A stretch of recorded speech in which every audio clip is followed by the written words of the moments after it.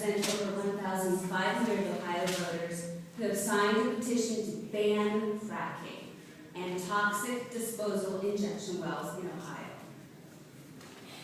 It's a strong stand, but someone's got to do it. We don't feel it's safe. We don't feel it's good for Ohio.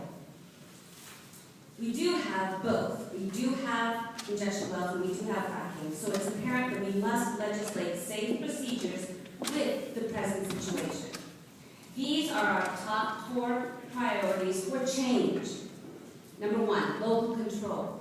Let communities decide about oil and gas drilling and injection wells, not the ODNR. Medical right to know what chemicals, including all proprietary chemicals, are in the frac fluid. 3, a ban on all Class 2 injection wells which take toxic frac waste from Ohio, Pennsylvania, West Virginia, potentially any state, and inject it into Ohio's soil. And 4, the necessity to amend the portion of House Bill 59 as written that will allow hazardous radioactive frac waste to go into any landfill in the state. We oppose the solidification of liquid fracking waste for disposal in landfills, particularly radioactive or toxic compounds. Our position is that not only should this not happen, but there needs to be radioactivity monitors at landfills to reject any radioactive solid waste as well. Since norm and ultimately T-norm levels vary by well location, the testing needs to be applied at landfills, not based on arbitrary or subjective samples provided by industry. The problems with House Bill 59. Here are the specific problems we see in the bill. T-norm is narrowly defined so that most waste can be considered norm. All the landfills in Ohio have not been designated or constructed to take in low-level radioactive waste. Liners break, and the water-soluble radium-226 can enter the groundwater. Even if the liner holds, the water radium will migrate into the leachate, and the leachate can then be shipped to water treatment plants and into the streams without proper treatment to remove the radiation. The driller decides what is norm and T-norm, and there are only representative tests.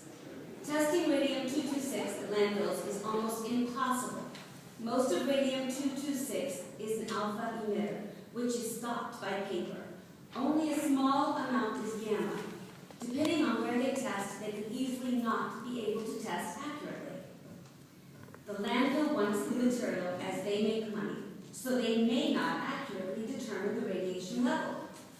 And this also allows 5 PCI above 2 PCI or background. The background will go up every year as they add more and more radioactivity. They need to do baseline testing. This also allows, via the advisory rules, solidification of flowback and produced water to be spread on landfills. These are the suggested changes to HB 59 we suggest. One of the best ways to stop most of this is by simply changing the definition of norm and T-norm. Instead of using ODNR's definition, use the EPA definition. Naturally occurring radioactive material, which is norm, is defined as materials which may contain any of the primordial radionuclides or radioactive elements as they occur in nature, such as radium, uranium, thorium, potassium, and their radioactive decay products that are undisturbed as a result of human activities. 2.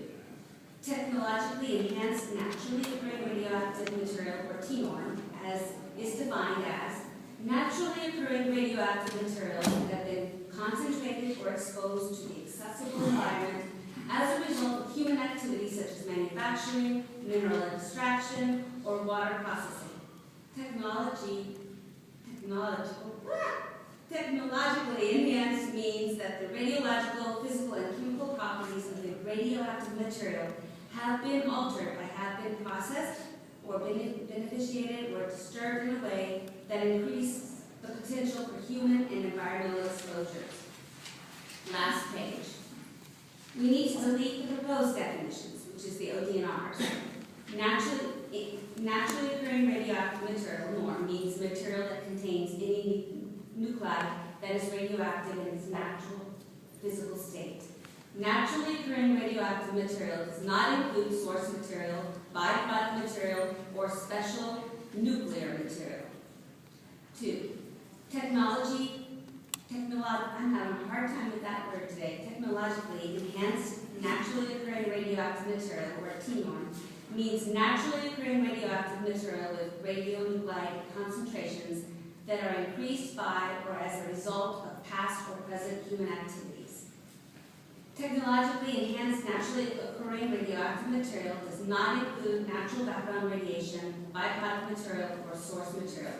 This information is for you to research and look up because, quite frankly, I am not a scientist, but scientific folks have given these definitions to me.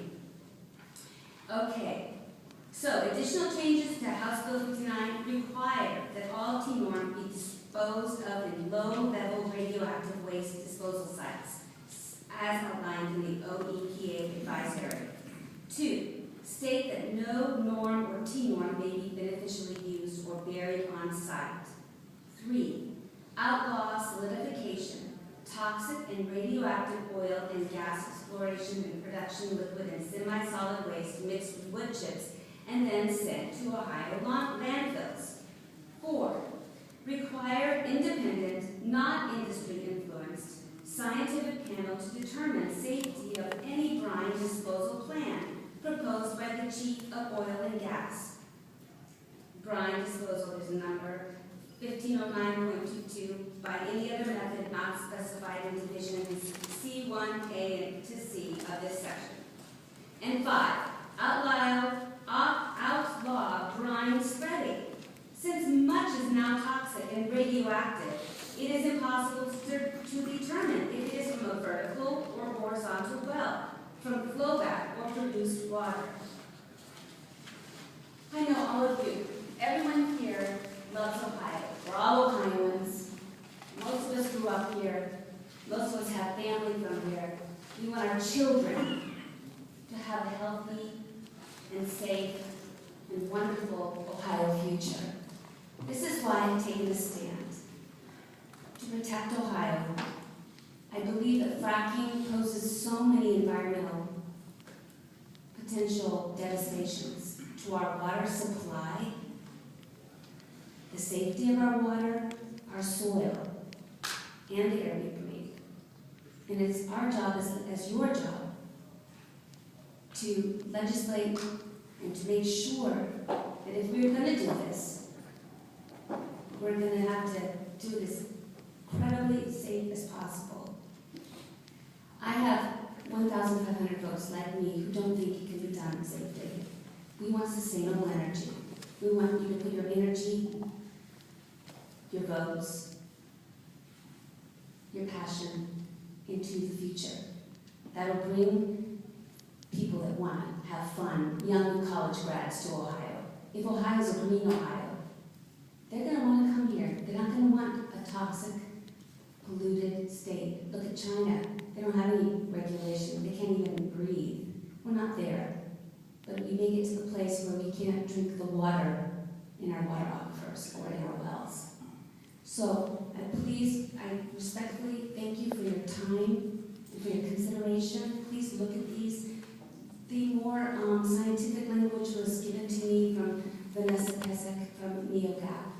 So I didn't do this research. The technical aspects, she tried to explain it to me.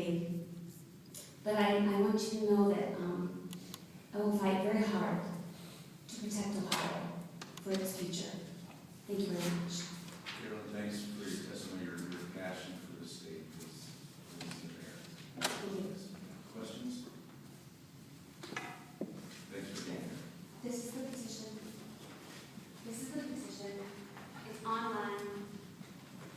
And if you want help, I will work hard on this.